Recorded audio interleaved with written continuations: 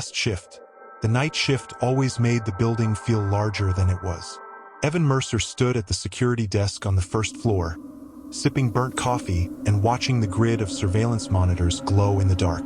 The Municipal Archives building was a concrete cube by day, ugly, bureaucratic, forgettable. By night, emptied of clerks and historians and the low murmur of public business, it became something else. Corridors stretched longer. Corners held shadows that didn't belong to anything solid. Evan had been a night security guard for 3 years, long enough for the silence to stop feeling peaceful and start feeling watchful. At 11:47 p.m., one of the monitors flickered. He frowned and leaned forward. Camera 12, sublevel A, the restricted stacks. Rows of compact shelving, lights half-dimmed. Nothing unusual except the timestamp in the corner. 2 hours, 13 minutes, and 9 seconds. Evan glanced at the wall clock above the desk. 11:47. He checked his watch. Same time. He tapped the side of the monitor, muttering under his breath. "Come on," he said. The timestamp didn't change. Then, on camera 12, someone walked into frame. Evan's stomach tightened. The sublevels were off-limits after 10 unless accompanied by security. The figure moved slowly between the shelves. A familiar silhouette. Hunched shoulders, cardigan hanging loose, hair pulled back in a messy knot. "Marisol?" he said aloud. As if summoned, the elevator chimed behind him. Evan turned just as Marisol Vega stepped out, clutching a stack of folders to her chest. "You still up?" she asked. Her voice echoed slightly in the empty lobby. "You just walked into sublevel," Evan said. She blinked. "I just got here. I was in Record C until 10:30. Lost track of time." Evan looked back at the monitor. The figure on camera 12 stopped walking. Then it turned its head, slowly, deliberately, toward the camera. Evan felt the blood drain from his face. The face on the screen was Marisol's. "What's wrong?" she asked, stepping closer to the desk. Evan didn't answer. He pointed. Marisol leaned in, squinting at the monitor. "Is that me?" The timestamp ticked forward. 2 hours, 13 minutes, and 10 seconds. 2 hours, 13 minutes, and 11 seconds. "That's not possible," she said, her voice thin. "That camera must be looping old footage." Evan shook his head. "We don't keep recordings that long on site. Everything older than 30 days is archived digitally. And besides," on the screen, the Marisol in sublevel reached out and touched one of the shelves. Her hand passed through the metal as if it weren't there. Both of them stepped back at the same time. "That's not me," Marisol whispered. Evan forced himself to breathe. Okay, let's check another camera." He switched to camera 3, the east stairwell. The timestamp read 1 hour, 2 minutes, and 44 seconds. The stairwell door swung open. Evan watched himself step into frame.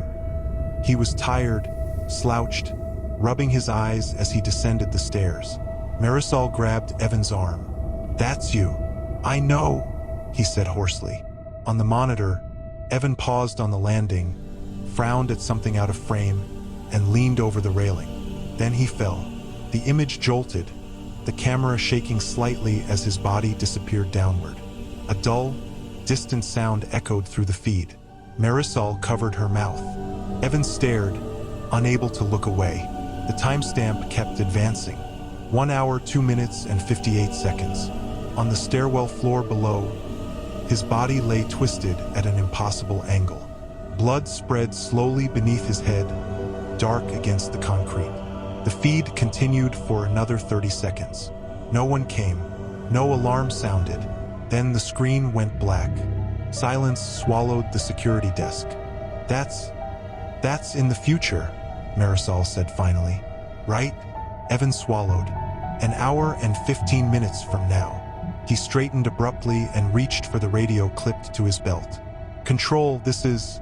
He stopped himself. There was no control. No one else was on duty. "Okay," he said, more to himself than to her. "We don't panic. We figure out what this is." Marisol laughed once, sharp and humorless. "You just watched yourself die. And it hasn't happened yet," Evan said.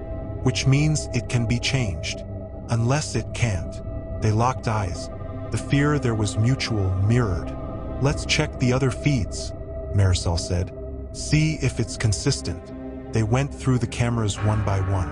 Each showed a timestamp ahead of the present, ranging from 20 minutes to several hours. Each showed fragments of the future.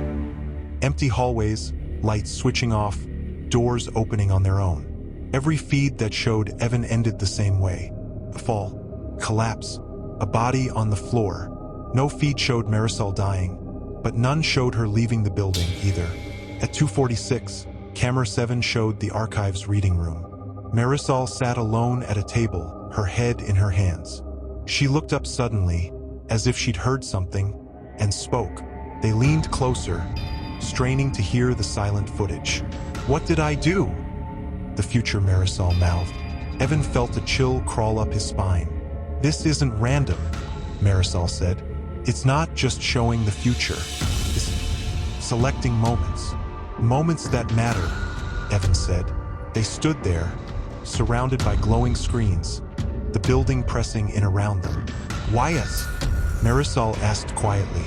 Evan thought of the archives, the endless records of lives reduced to paper and film.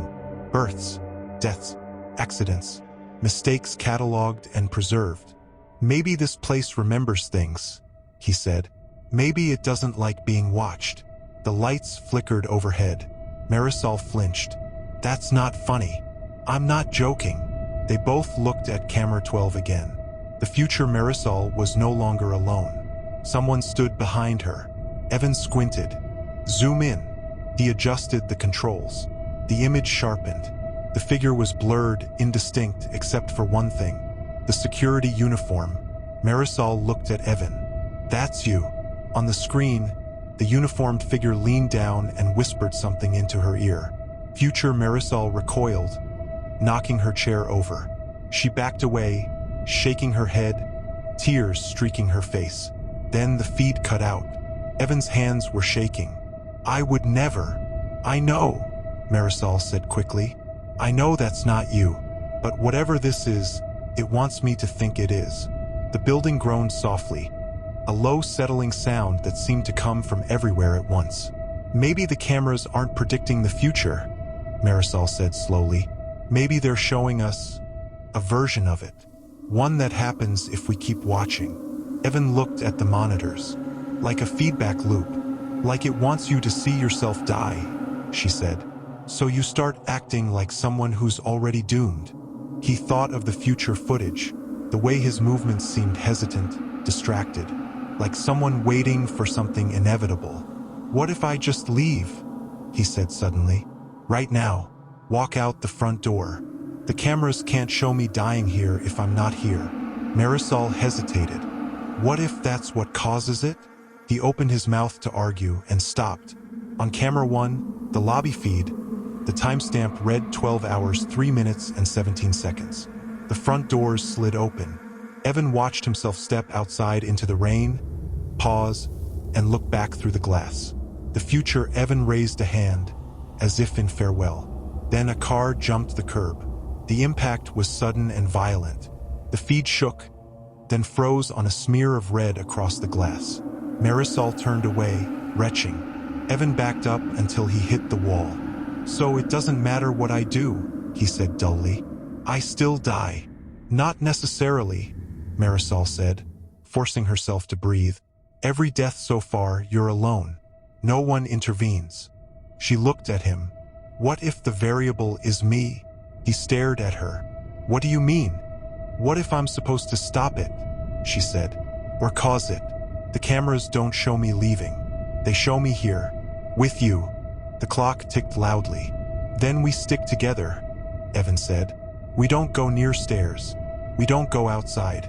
We stay in open areas. Visible." Marisol nodded. "And we stop watching." He reached for the power switch on the monitor bank. The screens flickered and stayed on. "What?" Evan tried again. Nothing. A new feed appeared, unnumbered. The timestamp read 3 hours and 1 minute. The image showed the security desk, showed Evan and Marisol standing exactly where they were now. except future Evan was on the floor. Marisol knelt beside him, her hands slick with blood, screaming silently at the cameras. Evan turned slowly toward her. "Marisol," he said, "whatever happens next." The lights went out. In the darkness, something moved. The cameras continued to record.